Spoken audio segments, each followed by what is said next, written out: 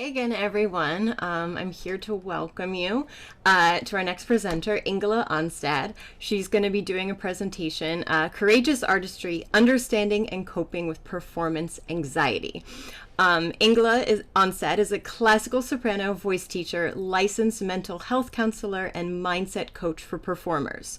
Her coaching business, Courageous Artistry, supports performing artists in their quest to perform at the top of their abilities. She specializes in helping performers address fears that affect not only their careers, but also their well-being. She has thousands of hours of clinical experience as a therapist and sees clients with a broad range of ages and issues. Ms. Onset has presented on the topic of performance anxiety at institutions across the United States. In addition, Ms. Onset is a soprano who has enjoyed a varied international career in opera, concert work, and contemporary music. Operatic highlights include performances throughout Germany, Canada, and the United States. She continues to maintain an active performing career. And I will hand it over to her. Thank you, Caitlin, and nice to meet you. You're the one that I've had a lot of contact with, so it's good to see your face. And I You forgot how too. long that bio was that I gave you. Kind of went on and on and on. So thank you everybody for being here today. I see some of your faces and I know some people have their videos off, which is completely fine.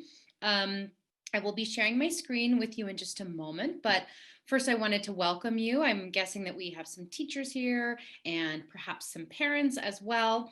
I can definitely fill up probably about 10 hours with all of the information that I have on performance anxiety, but I'm going to try to keep it to an hour today. And in fact, I will also try to leave us 10 minutes at the end, 10 moments, that's funny. Just a couple moments, guys. 10 minutes at the end for questions. So when I share my screen, I don't tend to look at the chat function. So I did let Caitlin know that in case something's going wrong with the presentation, one of the leaders here can jump in and let me know. Otherwise, I hope all of you know that if you have a question, it may very likely be covered in my presentation. If not, I'll be looking at the chat box at the end. If we run out of time for questions, I will also be sharing all of my contact information with you, my email address, my website, my social media handles, and you can always feel free to get in touch with me. Anybody here, students, parents, teachers alike. I often find that people have sort of extra questions or sometimes have a more personal issue that they're dealing with that they might not feel comfortable talking about in front of the group. And so I am completely open and excited to get in contact with any of you when we're all done here, okay?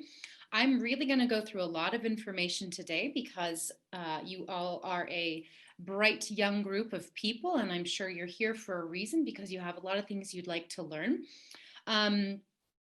I think that it might be a good idea to have a pen and paper handy to take some notes because I will be covering so much.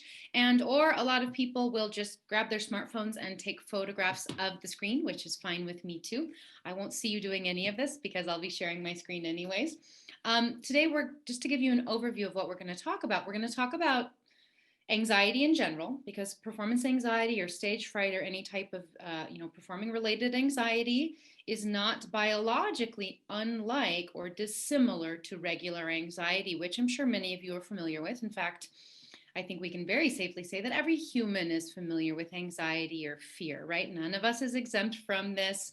Some may hide it better than others. Some may not have quite as much as others, but it's one of probably the most basic human emotions. So we're going to talk a little bit about that. We're going to go into some coping skills for anxiety. And then we're going to speak about a couple pandemic specific concerns. For example, I'm assuming that this is the first year that the Doris Lenz Festival has been held online, right? So all of you had to submit videos. And in fact, I'm a NATS member myself, and my husband is a professor of voice and a NATS member, and he's busy judging NATS videos from our region, Texoma, today. So all students, all ages across the nation are submitting so many videos, and making videos can be a highly anxiety inducing activity. Right, I know. I've had to do a few too, and it is not something that we have really been prepared to do, and so we're coping with a whole new set of challenges. All righty, so I'm going to share my screen now, and we will get going.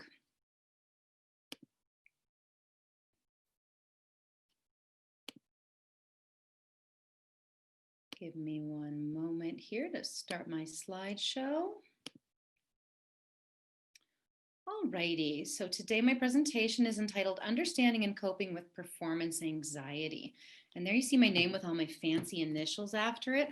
All of that's just to say that I'm a musician just like you guys. I still sing, I still perform when possible, when it's not a pandemic, although I have been doing some live streams recently. And I cope with all of this stuff on an everyday basis as well, as I think all of us do.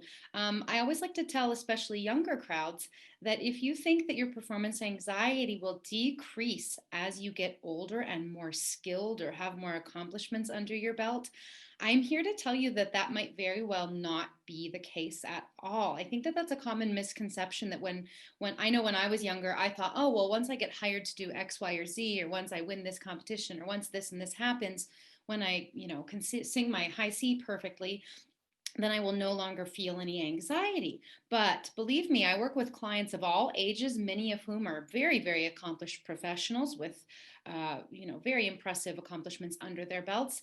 And sometimes performance anxiety can actually get worse as we get older because we do have more riding on it. We have maybe our mortgage to pay and or our rent or our bills. And so our ability to continue working in the field takes on a new type of seriousness. So I'm not saying this to frighten you, but I'm saying this because I hope that you really are aware that this is something that we can learn how to cope with. It doesn't have to be a mystery that eludes us for our entire lives. We really can learn to make this better. And you all are at a perfect age to be practicing a lot of the things that I'm talking about today from now on, to make them part of your routine, just like we have our warm-ups and we have our stretches and we have all of our things that we do.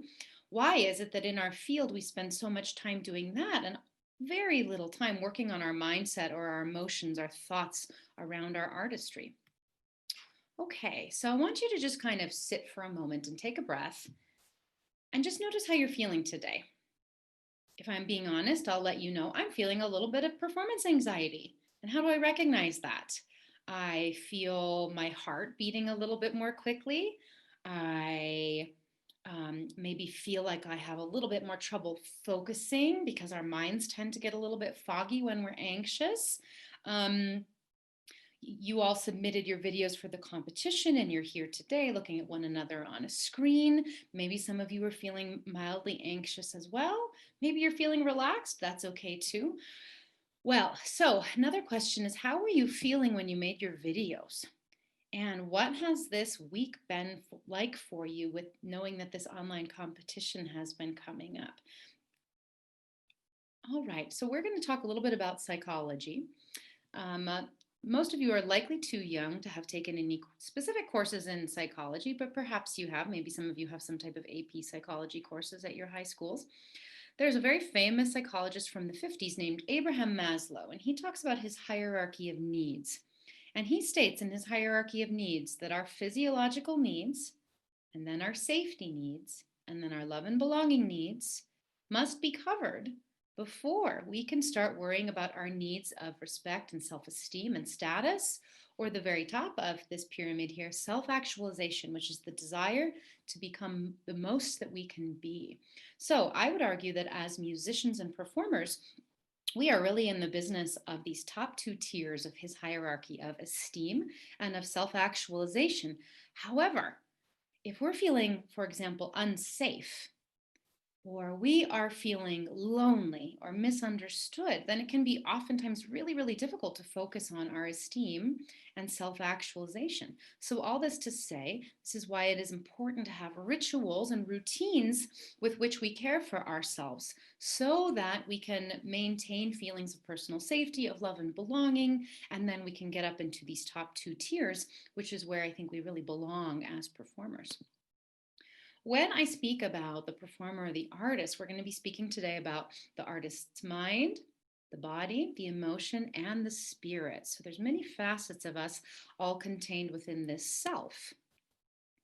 And when we think about, like I mentioned before, the types of tools that we use to develop our artistry, um, I know I have 2 degrees in music under my belt. I have many, probably thousands of hours of lessons and coachings and Alexander technique and dance classes and all of the above.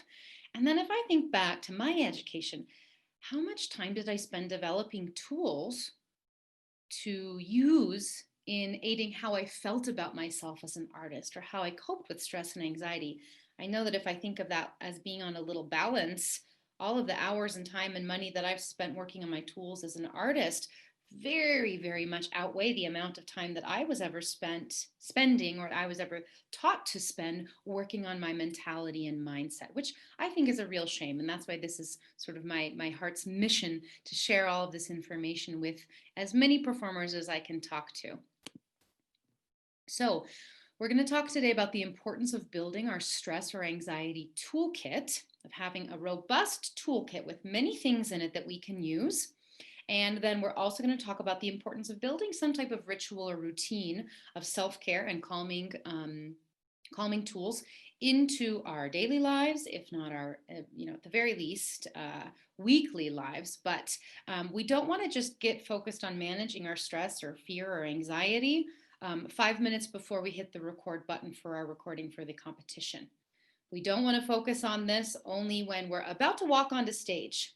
We don't want to focus on this just minutes before our senior recital. We want to be focusing on this on an everyday basis and showing ourselves that we can learn to manage this and make a significant dent in it. All right, so first we're going to talk about taking care of the body. All of you, I'm sure, have learned in your biology classes by now about fight, flight, or freeze response. So what is this? This is when any being within the animal kingdom at all times is scanning and assessing their environment for threats in the environment. This is in order for us to stay alive, or at the very least to stay healthy.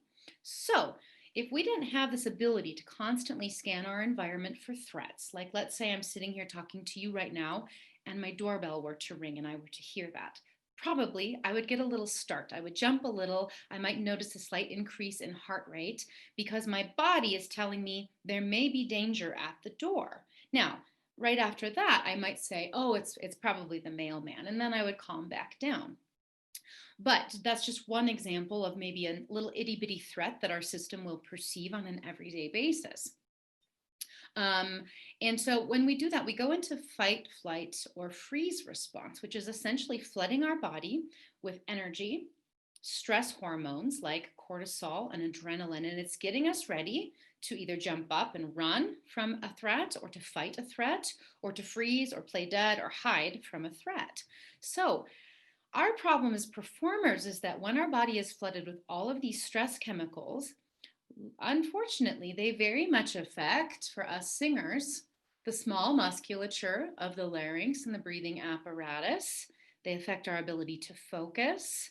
They send us into a state of panic. And we all know that does not feel very comfortable. While it is very normal, it's not very comfortable for us. It can oftentimes, at least very much, feel like it's going to negatively impact our performance. So how can we learn to sort of have this fear, to accept that this fear is part of the game, but not to have it take over us so much? We are going to have to learn how to balance our stress chemicals with our feel-good chemicals, or our calming chemicals. We're going to get into that in just a moment. I may use the word chemicals. I may use the word hormones because it's kind of used, both terms are used within science. I have this picture of this tiger, or maybe it's a lioness right here, I'm not quite sure, because I always like to joke that as performers, we don't get to run from the lion or fight the lion or roll over and play dead. We have to walk on stage next to the lion and sing with the lion right there beside us. So you can see why this is so incredibly stressful for us. Our bodies were not built to stand next to the threat without knowing how to diffuse the threat, if that makes sense. So we're going to talk a little bit about calming the lion now, or calming ourselves while we're singing next to the lion. So what we want to do is we want to help our bodies learn how to get out of fight or flight response, which is the sympathetic nervous system. And we want to get our bodies into rest, what they refer to in science as rest or digest response, which is called the parasympathetic nervous system response. I know I'm throwing a lot of terms at you here, but some of you may have learned this already. There will not be a test, so don't worry.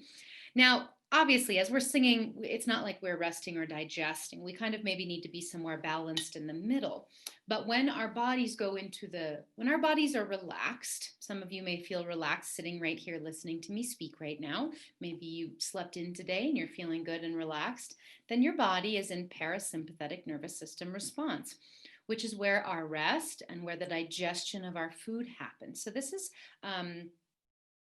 just, when we're feeling really good and relaxed, we're in that area of our nervous system.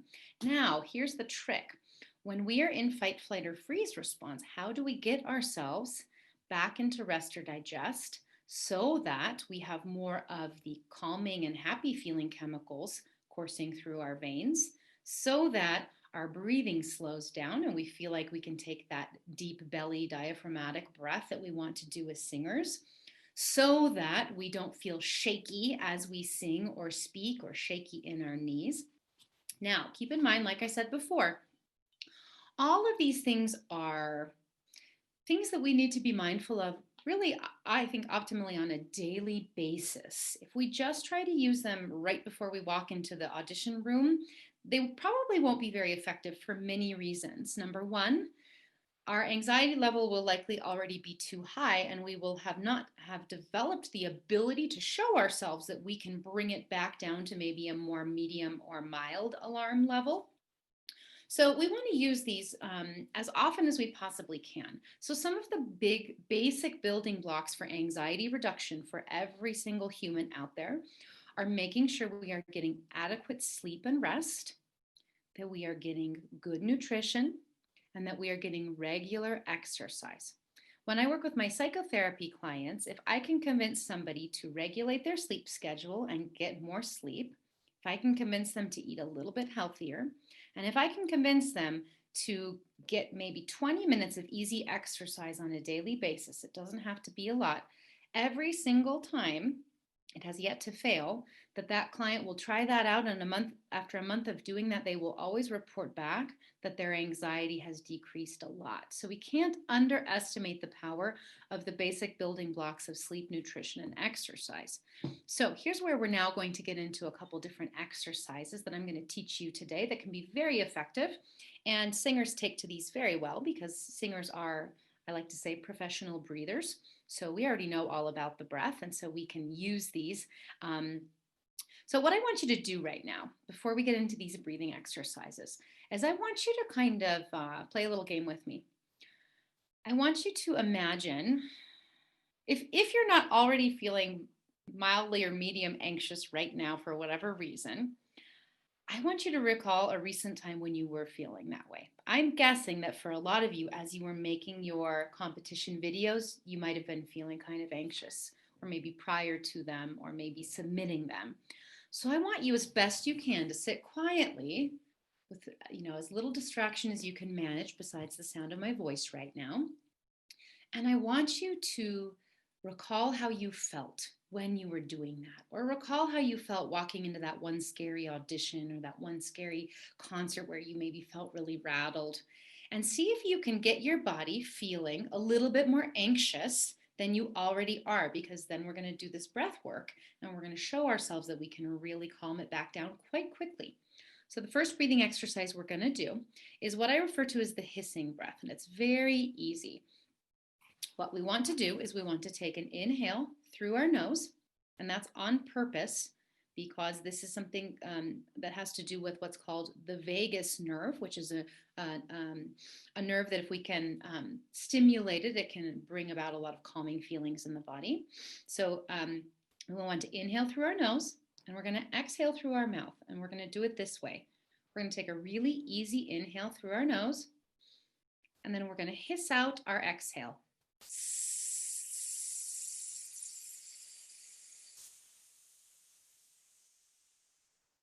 Try it again. Inhale through the nose.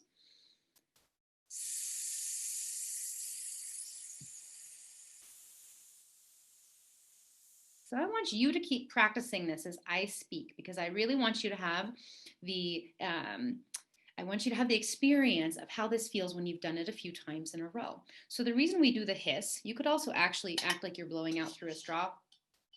and just kind of make a kissy face with your lips, is because when we close down the aperture of the mouth, we dam the breath back more, sort of like we do when we're singing. We can then slow down our exhale. If I just take, Joe Schmo on the street and say, hey, Joe, take a deep breath. What does Joe do? He goes, well, that's actually not a very calming breath. That type of breath can actually lead to hyperventilation.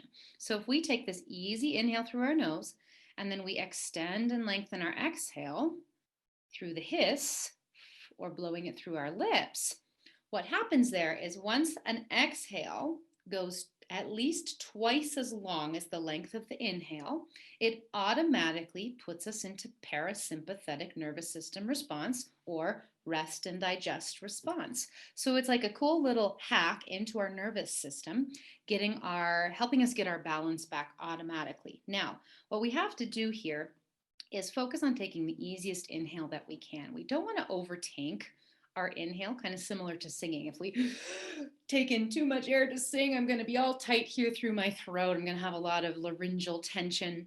So we just want to have the inhale be super easy and the exhale be as long as we can make it while it still feels comfortable. I would suggest that you try this 5 to 10 times in a row and take a little break and ask yourself, how do I feel now? What do I notice that has changed? And then if you're still feeling agitated, try another round of 5 to 10. No lie, self-disclosure, I sang a performance of the Messiah last November. No, gosh, what is it now? I guess it was last November. Pandemic time is weird. And I was a soprano soloist, and the soprano soloist doesn't sing until like number 11 or 12 in the Messiah. I can't remember. So I had to sit there in front of the symphony for a very long time waiting to sing. And guess what's happening as I'm waiting to sing? I feel my heart rate increasing. I'm starting to feel sweaty. I'm starting to feel jittery. And all I did is I remembered my hissing breath. And because the symphony was playing and nobody could hear me, I smiled nicely at the audience. And I did a hissing breath through my teeth while smiling. Nobody was the wiser, and I definitely noticed a big change when I stood up to start singing my solo portion. Another breath strategy that we can use, this one takes a little bit more focus, but sometimes focusing on the numbers can really help us feel even calmer, is what's called the 4-7-8 breath. This is a really easy ratio of 4 counts inhale, 7 counts hold, 8 counts exhale. Notice once again, it has that magic ratio of an inhale that is half the length of the exhale. Once again, demonstrating those are the magical breaths that help us tap into the rest or digest response, which is what we want when we're feeling agitated. Now, I will say with the 4-7-8 breath, don't get too perfectionistic with it at first.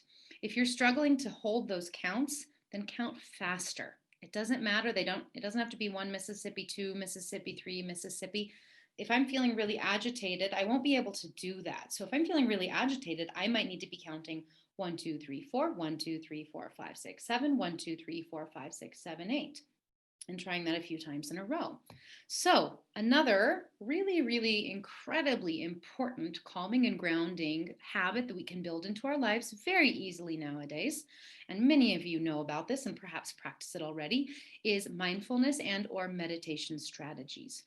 I like to do these with recordings because it makes it super easy. I've got a bunch of apps on my phone. I have some people that I follow on Spotify and YouTube, and you can find these anywhere nowadays.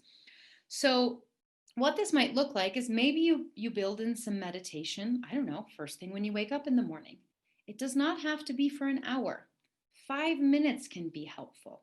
And in fact, if you're one of these people, because I hear this all the time from people, oh, I tried meditating once, but I'm not good at it. To which I always say, welcome to being a human. Nobody is good at this at first. And it's not even about having to be good at it. I think we bring too much perfectionism to the act of meditation. It's really just about the practice. Just like with our singing, some days we're going to walk into our singing room or our studio and we're not going to have a good practice day. But you know what? Perhaps we learned something even on a not great practice day. Perhaps we learned that we needed to warm up better before we attempted that hard aria or song. Perhaps we realize our language study needs some work before we sing this one piece. So if you're not already doing meditation in your daily lives, I would highly suggest that you try it. If you're the type of person who says, I don't know, that doesn't really seem like it's for me, then at the very least, I would say in the week leading up to an important event like a performance or competition or whatnot, try meditating for 5 minutes prior to your practice session. Do it the morning of your performance. Do it for 5 minutes before you hit play on your device that you're recording yourself with. Really take that time to help bring your body back into rest or digest. I promise, with time and effort at this, you will notice a big difference, and you will also be singing better, because it's really hard for us to sing our best if we are feeling incredibly tight and flustered and we can't get our breath underneath us. All right, so now we're going to go into taking care of the mind. When I talk about the mind, yes, I mean the brain, but I also mean the language of the mind, our self-talk, which essentially just means how do you speak to yourself about yourself? We all the time in our culture and language, we use the phrase, oh, well, I was talking to myself and na. So even the phrase, I'm talking to myself, or I talked to myself, means that we recognize on some level that there is a part of us that's doing the talking and a part of us that's doing the listening. Isn't that interesting? There's sort of a bigger self there behind everything. And the brain sort of goes off on its little tangents and it does all sorts of stuff. It's an amazing organ. It's fantastic, but it can also be a really, really scary place to be.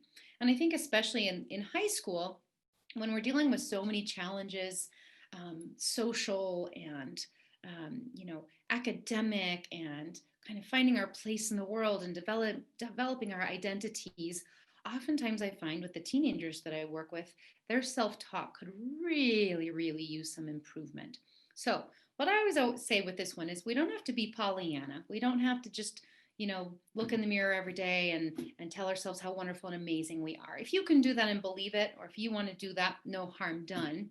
But sometimes improving our self-talk can be as simple as saying, hey, Ingela, I know you really feel like you kind of messed up on that recording, and maybe you could have done a little bit better, but you worked really hard at it, and I think you learned a lot for next time, for example. So I'm not trying to deny that I might feel insecure about something, or that maybe I could have done something differently or could have improved something, but I'm talking to myself the way a kind friend or parent or mentor would. Hey, it's okay that this happened. Maybe you can do a little bit better next time. There's always room for improvement, but you did work really hard on it, and there was a lot about it that was really, really good. And I think you're only focusing on the mistakes you made, and they're seeming really big right now, right? So how would we talk to ourselves the way we would talk to a friend who's going through a struggle, who needs some comfort and support? Another way of really learning a lot about what our self-talk is like is through the practice of journaling. This doesn't have to be something that we keep forever. So the power of journaling is not the posterity. It's not keeping it forever and ever so that I can look upon it when I'm, in 20 years or what have you. Because I know a lot of us live in households where we may not feel comfortable writing down our deepest and darkest thoughts because we're afraid that somebody might find them. They might see them, that some younger sibling might be snooping in our room, or a nosy parent, or what have you. So the power is not in keeping the words. The power is just in writing the words, writing down how we're feeling that day, how we're doing.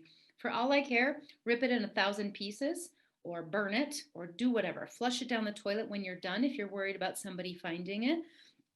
Another thing you can look into is creating some type of online journal that has a passcode that keeps your private thoughts locked away.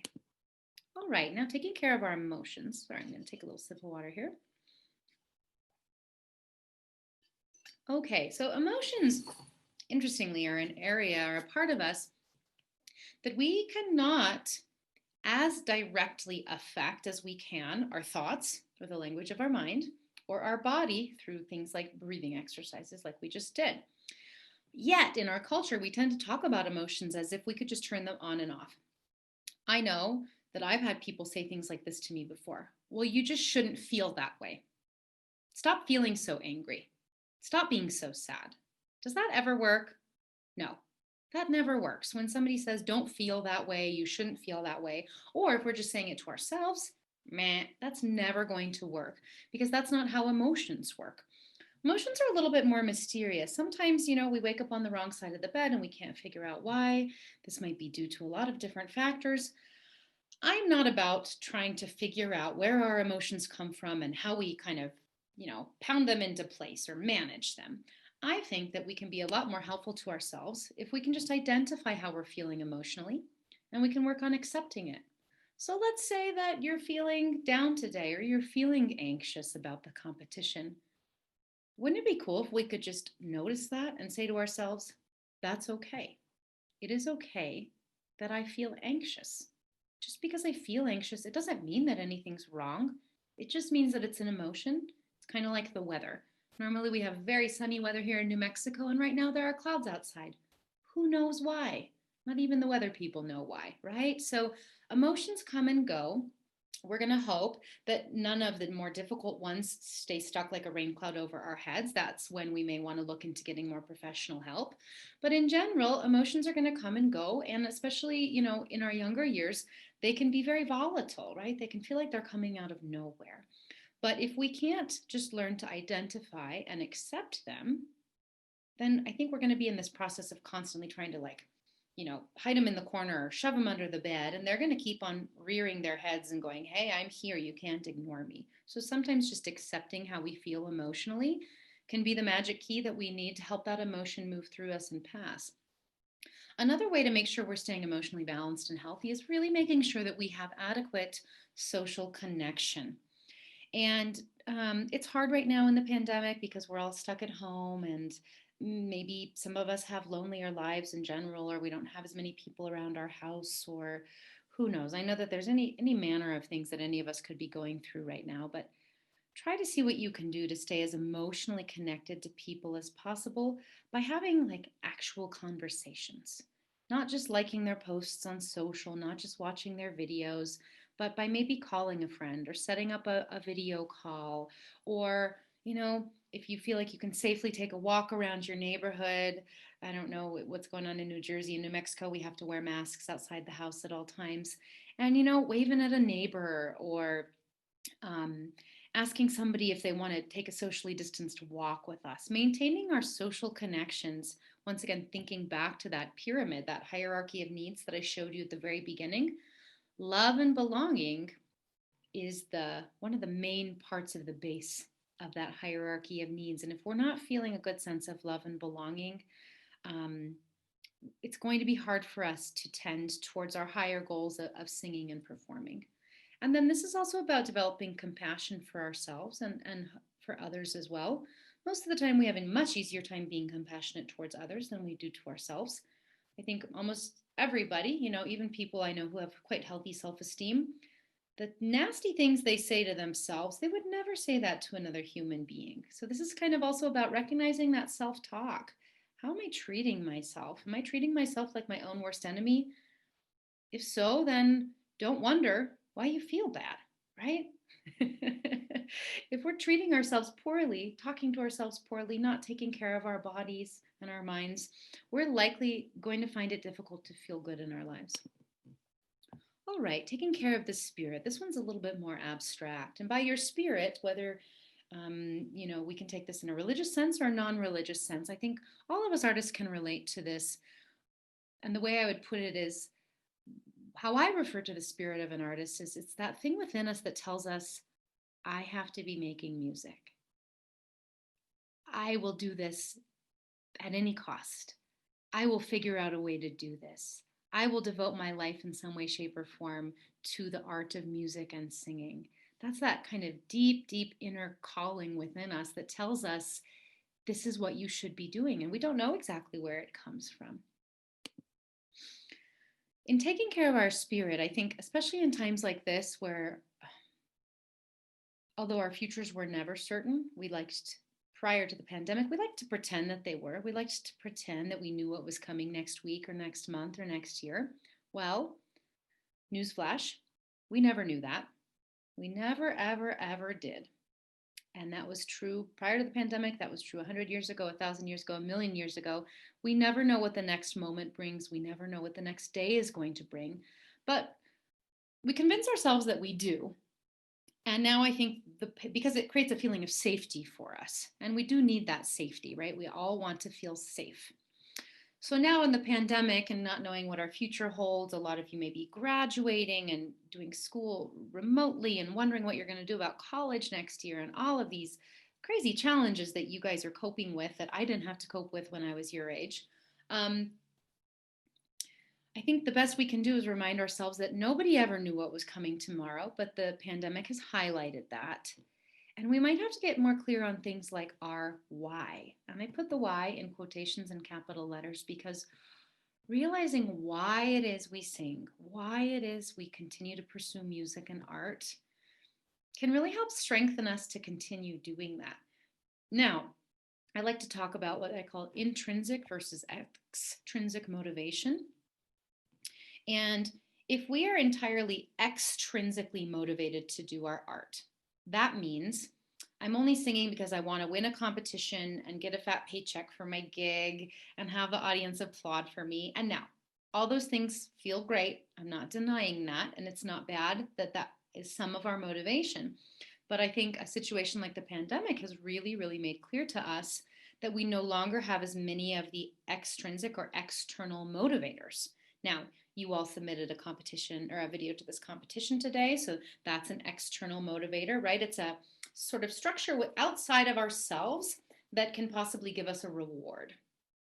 Now, the reward of receiving money, the reward of receiving a prize, the reward of our teacher applauding us and telling us how proud they are of us. These are all important parts of it. But if we're really going to get down to our deep, deep, deep why we do what we do as singers, then we need to think about our intrinsic or our internal motivators. And I was thinking about this the other day. In fact, I made a video on it and wrote a blog post because I was thinking so much about it.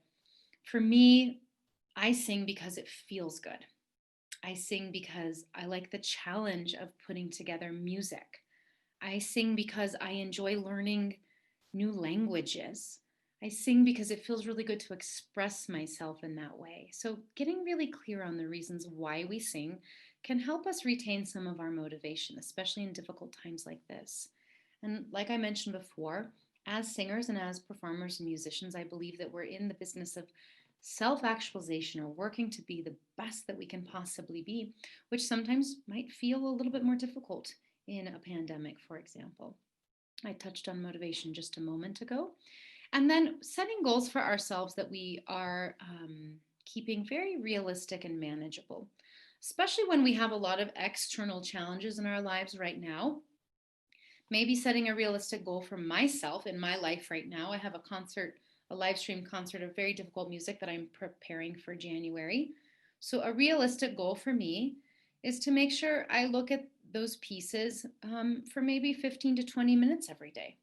I work full time and I run a business and I have other things going on in my life. So I have to be realistic with myself. Does that feel like enough? Does that feel manageable? Because if I tell myself I have to practice for an hour every day and then I don't find the time to do it, eventually I just get discouraged. So for me in my life right now, setting a realistic and manageable goal meant, okay, I'm going to attempt to practice my music every day for 15 or 20 minutes because that feels doable to me. And then when I can accomplish that, I can feel good. I can say I did what I set out to do. All right, so now some of the more specific pandemic challenges. I have been talking with a lot of my clients about the video recording issue. It is tricky, y'all. And I find it so sad and sweet that so many of my clients, like I said, many of whom are decades older than all of you and have established careers, are coming to me biting their nails about making videos for social media or auditions. And it just really highlights to me just how different this is. And now what I want to do is I want to do what I call normalizing. I want to normalize this anxiety that many of you are feeling around recordings. Anytime we perceive a threat in our environment, like I was talking about before, the doorbell rings, somebody jumps out at me, my dog might wander into the room and I didn't know she was here and it might scare me. I'm standing on stage and I'm singing for an audience who may or may not like me. All of these are threats to our well-being. Some of them, of course, are not maybe deathly threats to our well-being or our health, but they're threats to our sense of self, our sense of self-esteem, our sense of self-worth, what we perceive our value to be as singers or as humans. So when we do something new, like video record ourselves for a competition, our system perceives this as a threat because it's challenging, it's new, we don't know what to expect, we feel the need to be perfect, all of these things. So I would like to just say that everybody of all ages right now and of all levels is struggling with creating videos. So take a little bit of pressure off yourself right now and just remind yourself this is tricky for everybody, and there's a reason why, right? It's new. Us humans, we don't especially like new things because new oftentimes is scary to us. New is unknown. New is not the regular. It's not our habit. And once again, our biology perceives it as a threat in our environment. And then we start feeling jitters and shake and, butterflies in our tummy and all of that. So another big thing that we're coping with in the pandemic right now, like I mentioned before, is we're really, I think all of us, very concerned about the future. Many of you may be concerned about college or next school year and what's going to happen with all of my singing or performing plans there. So we're going to go into a few strategies to help you with these. So this might be a really good slide to either write down some tips from or to take a picture of if you haven't been doing that already, because I think that these are some of my most important tips that I've been working on with my personal clients who are struggling with feeling a lot of anxiety around producing videos. I would say that it could be a very wise strategy to use your camera at all times. You don't have to keep this footage, but to get used to having something recording in the room with you. Who knows, you might even get a really awesome take at some point that you could edit and use. That could be a little side benefit there. But to really, have the camera going all the time and just get used to it. What I suggested that one of my clients do the other day is set up if she feels like she wants to do some takes of something, is to set up her laptop that she was recording with in a way that she knows that she will be seen, and then to cover her entire screen with a piece of opaque paper so she cannot see herself. Of course, obviously, don't cover up your camera. That'd be counterproductive. Make sure your camera is showing and cover up the screen. Once you know you're in the screen and you know the parameters of how much space you can move around, you already know that, I'm sure, all of you, from having to make your recent videos. Then practice singing with it playing, but not also simultaneously having to look at yourself. I mean, I know we practice in front of the mirror sometimes, but never, maybe, I don't know. Can never say never, I suppose, but I can't think of any performance that I've ever heard of where the singer stands up and sings into a mirror, right? So this is not especially healthy for us, because what it does is it divides our attention. We are trying to manage this incredibly, athletic, coordinated act of fine singing and remembering all of our words in different languages and acting and expressing. And then part of our brain suddenly is also on the other side of the video camera looking at ourselves. No wonder this is tricky for us. Like I also mentioned before, recognize and remind yourself on a daily basis, if you need to, that it's normal to feel anxious about this because it's new. If you do it for a very long time, maybe over time you will feel less anxious about it. And that's kind of the point of having the camera going at all times as well. Another trick that a client of mine used that I think worked really well for her, she was giving her master's recital, but she wasn't allowed to give it in person because of COVID. And so oh, no, I'm sorry, I lied. She wasn't allowed to practice in the hall in person because of COVID, but she was going to be giving her recital in person, or yes, in the concert hall. And that would have been her first time giving that recital in that concert hall. And she was quite worried about it because she'd been practicing at home so much. She had no other options, and she was concerned how she would do once she got into the big hall with no practice. So she had a brilliant idea. She got a picture of the hall and she blew it up and she hung it in her practice room. She hung it sort of right over her computer. So she was recording things she could see, or you could use it, pretending that you're, I don't know, singing at the Metropolitan Opera on a Broadway stage. You could put up a poster in your room to put yourself more in the mindset of, I'm performing in this place. You could also maybe bring some loved ones into the room. You could post some pictures of people around the room, maybe of a fake audience, so that you're practicing singing to these faces instead of focusing so much on the camera. And then, lastly, I would really urge you, this is so hard because when we go back and look at recorded material, this happens. Our worst inner perfectionist and inner critic comes out hard, comes out so hard and nitpicks everything we're doing and leaves us feeling like a pile of you know what. So we have to remind ourselves to look for the positives in what we have done, to recognize that even professional full-time artists will have to do many, many takes of something to get something that they consider to be good, and that human beings are not capable of perfection. So, we might want to go back and fix some mistakes, but having a few human touches in there is going to be unavoidable. I highly doubt that any of your adjudicators for this competition could look at one video and say, well, that was absolutely perfect. No, because it's not possible. It's also not possible in a performance scenario. Problem is, in a performance scenario, we get to just do it once and be like, well, that's done. Nothing I can do about it now. And in a recording scenario, we go, I should go do it again. I should go do it again. That wasn't good enough. Oof. And I've heard of people, doing 50 takes and tiring out their poor voices. We don't want any of this. So this is a skill we're going to have to build because it looks like it's not going away, at least for a while. Okay, worrying about the future, and I think this is one of my final slides, and then I'll leave some minutes for questions. When our brain spends too much time projecting into the future, getting too caught in what the future is going to do and what will be happening then, and what might this be like, and what will I do then, we create a lot of distress for ourselves. There is no way to answer any of these questions, nor will there ever be, nor has there ever been in any period of human history. Yet, that doesn't stop our brain, our wonderful, miraculous, but kind of kooky brain, from wanting to go there all the time. If we spend too much time worrying about the future, we are not living our best lives in this moment. So sometimes it's helpful to just sit down and make a list. What can I control today in this moment? What is under my control right now? Versus, what are all the things that I'm worrying about that I don't actually have any control over? This can be kind of sobering, because when we do this, we recognize, wow, there's actually not a ton that I have control over.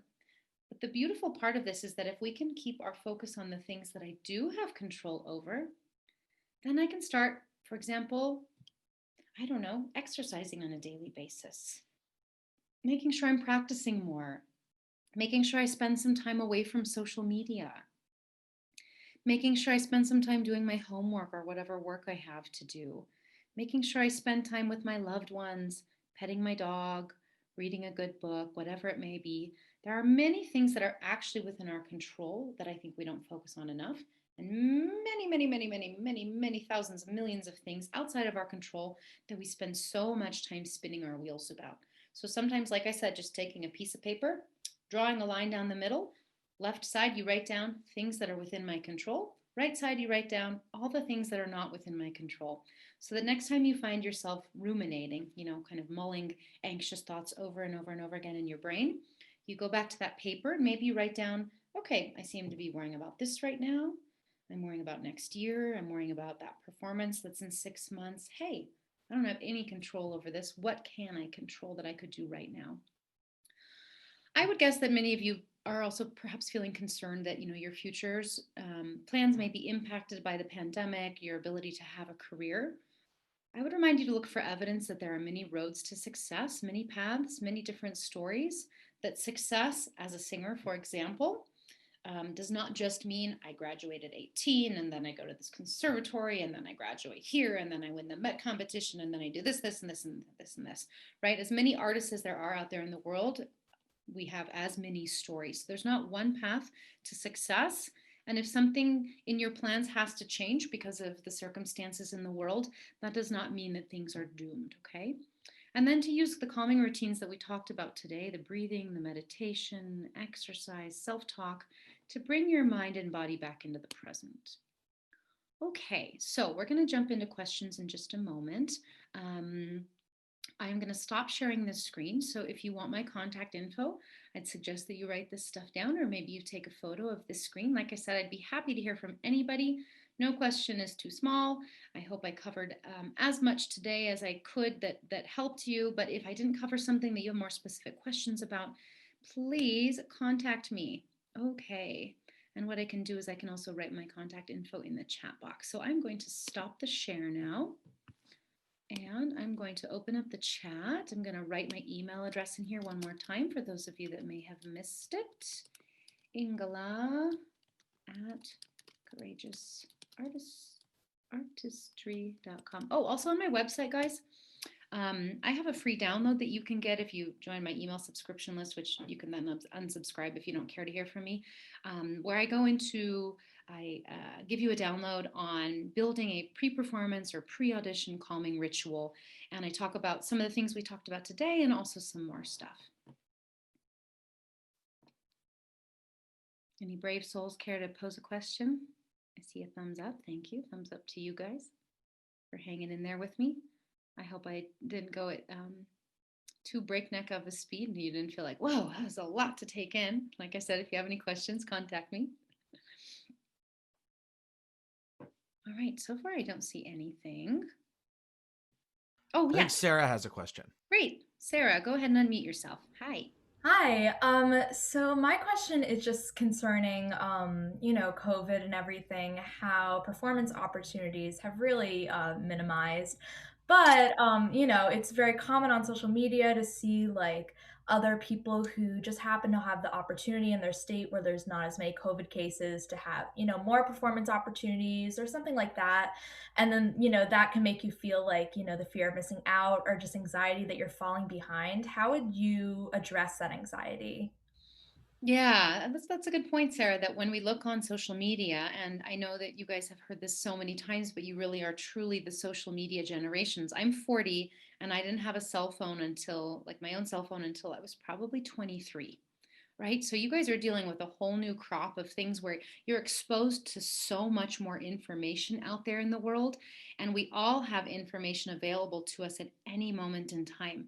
So FOMO is a real thing. And what happens there is what you just described really well, Sarah, is we see something and we then tell ourselves, we imagine if we could just look at that thing and go, oh, that's interesting. That's different. But no, we can't do that, right? Because our human brain wants to go, oh no, but I'm not doing that. Is there something wrong? What if I can't do that? Will I miss out? Am I doomed forever? And we go into all of this sort of anxious projecting type thoughts into the future about what this means for us or what we think it's going to mean down the line for us, right? So I would say watch out there that when you're looking at something, first of all, we all know, and I know you've all heard this many times before, the way things look on social media versus the way they are for that person in real life, very, very different stories, right? Everybody's just presenting the most curated versions of themselves at all times, almost. So what we're dealing with here is we're dealing with what we would call a limiting belief.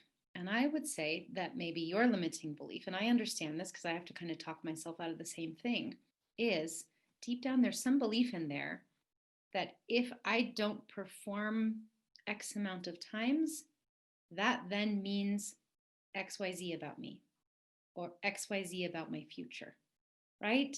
So we're taking that one event, seeing that other person perform, and we're making it mean something about us, about our future, about our ability to have a career, about this and that and the other thing. And then, of course, when we view it like that, when we have that narrative, oh no, and that means bad things for me because I'm not performing and that means I won't be able to XYZ, then how do we feel emotionally? Pretty bad, huh? We might feel jealous, we might feel left out, we might feel afraid, we might feel worried. I think the best we can do at that moment is remind ourselves that there's no like universal truth book out there in the universe that we can look up and we can say, okay, page 100 says that if Sarah doesn't perform at least this many times in her high school career, then her future is forever doomed, right? We can't say anything like that. So what can we control? Because if we can't control if their performance is in our state, which we don't have any control over, what can we control? Back to that question. I can control if I practice. I can control showing up for lessons. I can control working on my languages. I can control creating an online showcase to perform, a one woman show. I can control if I like do a video collaboration with other young artists that I know. So really getting our mind off of all the things that we think others are doing or have or can do better than us, or all the jealousy that's very human to feel, and getting our minds back on what's under my control here. What can I do about this? And sometimes what I can do about this means I can take a break. I can walk away. I can hide certain people on social. I can, not be on that one platform where everybody in the world seems like they're performing except for me. So really focusing on those things. So is that helpful, Sarah? Yeah, thank you so much. Yeah, my pleasure. You're welcome. We've got about 3 minutes left, folks. I don't know if there are any other questions. If not, that's fine too. We can also wrap up. I'm sure all of you could use a break before you move on to the next session. Like I said, feel free to get in touch with me. I love hearing from people. If anything was particularly helpful to you, I'd love to, follow one another on social media and see what you're all up to. And I wish you all the best in these tricky times. You guys are going to get through this. You're going to be the total pioneers for what it's like to, be a high schooler or a college student in a pandemic. And that's going to be like a cool story that you're going to tell later on, and tell it to your kids and your grandkids. And it's really going to, I think this is hopefully a character building time for all of us.